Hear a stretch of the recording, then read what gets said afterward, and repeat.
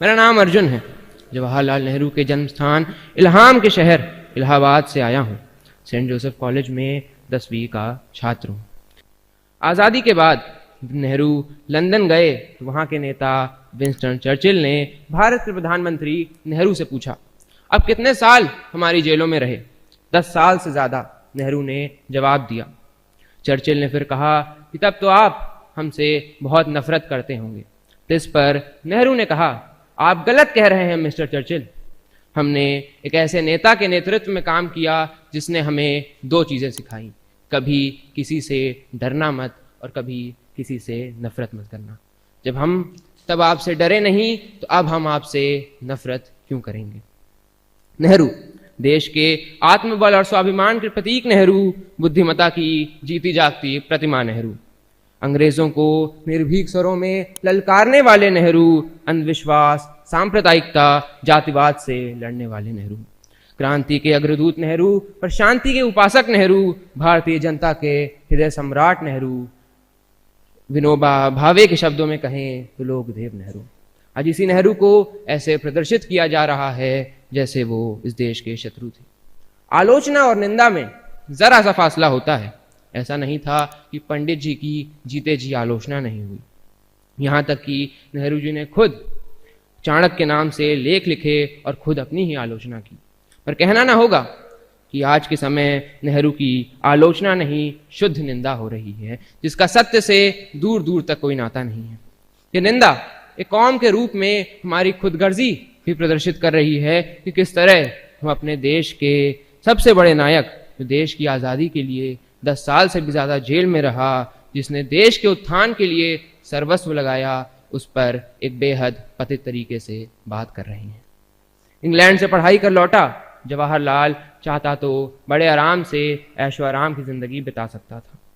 फिर वह खुद की काती हुई मोटी काती का कुर्ता पहनने लगा, मूंगफली चबाते हुए ट्रेन के तीसरे दर्जे में सफ़र करने लगा। देखते ही देखते कैम्ब्रिज से पढ़ा लड़का गांव गांव जाकर किसानों की सभाएं करने लगा और किसानों का नेता बन गया।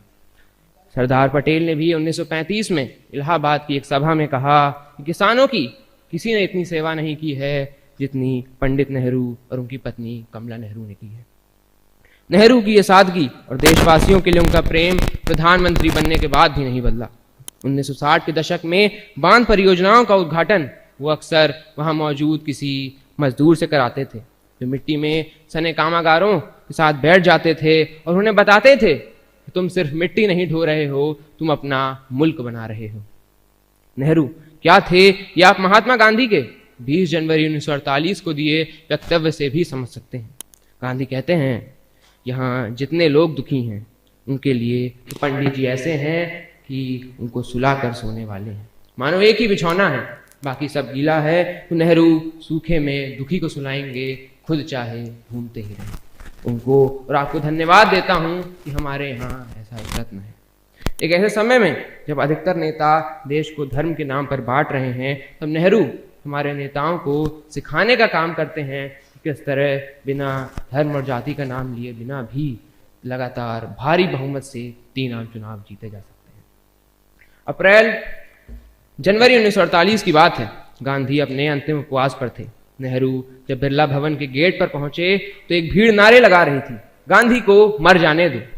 पंडित जी ने नारे सुने तो तमक के गाड़ी से उतरे और भीड़ में जा घुसे। चिल्लाकर पूछा, कौन गांधी को मारना चाहता है? गांधी से पहले मुझे मारो। गांधी और नेहरू, लेखक सुशोभित के शब्दों में कहें तो आधुनिक भारत के 2 अनिवार्य नक्षत्र, वस्तु और रूप, चरखा और गुलाब, यानी भारत का अद्वैत। नेहरू की मां स्वरूप रानी नेहरू का एक किस्सा मुझे याद आता है कि इलाहाबाद में अप्रैल 1932 में पुलिस ने उन पर लाठीचार्ज किया, सिर पर गहरी चोटें आई।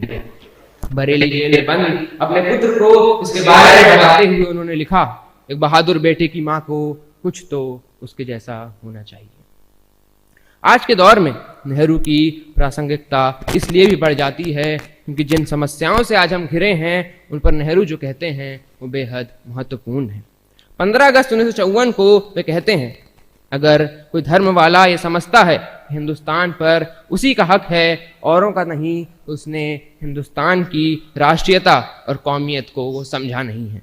वह हिंदुस्तान की आज़ादी का एक मायने में दुश्मन हो जाता है, उस आज़ादी के टुकड़े करता है, क्योंकि हिंदुस्तान की जड़ है आपस में इत्तेहाद और हिंदुस्तान में जो मुख्तलिफ धर्म जातियां हैं उनसे मिलकर रहना। नेहरू आगे कहते हैं, मजहबी झगड़े मजहबी तो होते नहीं, धार्मिक तो होते नहीं, वे तो धर्म का नाम लेकर सियासी होते हैं, राजनीतिक होते हैं। सांप्रदायिकता एवं संकीर्ण विचारों के बढ़ने का एक बुनियादी कारण है हमारे समाज में बढ़ता दुर्भाव। मानो हम तैयार बैठे हैं दुश्मन बनाने को। एक मुसलमान ने बुरा किया, सब मुसलमान बुरे हो गए। एक हिंदू ने बुरा किया, सब हिंदू बुरे हो गए।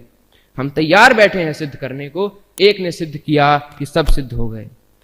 पर मजे की बात यह है कि अगर एक अच्छा करता है तो सब अच्छे सिद्ध नहीं होते, दुश्मन तो सब सिद्ध हो जाते हैं। इसी दुर्भाव को कम करना है। इसी दुर्भाव गिराने को गांधी अहिंसा कहते हैं, बुद्ध करुणा कहते हैं, जीसस सेवा कहते हैं। ये सब शब्दों के भेद हैं, पर बात ये पक्की है कि तुम सामने वाले में दुश्मन मत देखो।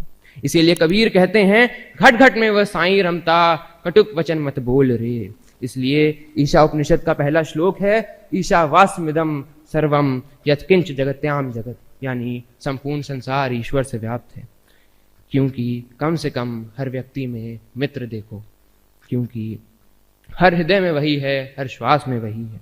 बुद्ध, कबीर, उपनिषद सब यही कहना चाह रहे हैं कि घृणा वैमनस्य क्रोध को बीच में मत लाओ। क्रोधित किस पर होगे, घृणा किससे करोगे, वही एक सब में है। भारत में अगर तमाम हमलों के बाद भी आज अगर लोकतंत्र जीवित है तो इसका श्रेय अगर सबसे पहले किसी को जाना चाहिए तो नेहरू को है। क्लीमेंट एटली का एक कथन मुझे याद आता है कि सौभाग्यशाली था भारत नेहरू में एक उत्कृष्ट चरित्र और ज्ञान के व्यक्ति को पाकर। नेहरू आज आजाद दुनिया के प्रधानमंत्रियों के अधिनायक हैं। अंत में इतना ही, जिस भी व्यक्ति की श्रद्धा लोकतंत्र, मैत्री, विश्वास, प्रेम में होगी और जिसने भी नेहरू को थोड़ा भी निष्ठा से पढ़ा होगा, वह इस हिंद के जवाहर के देश के प्रति उत्कृष्ट योगदान के लिए अगाध आस्था से भर उठेगा। यूं ही अटल बिहारी वाजपेयी ने नेहरू जी के देहांत पर संसद में दिए भाषण पर उनकी तुलना श्री राम से की थी। धन्यवाद।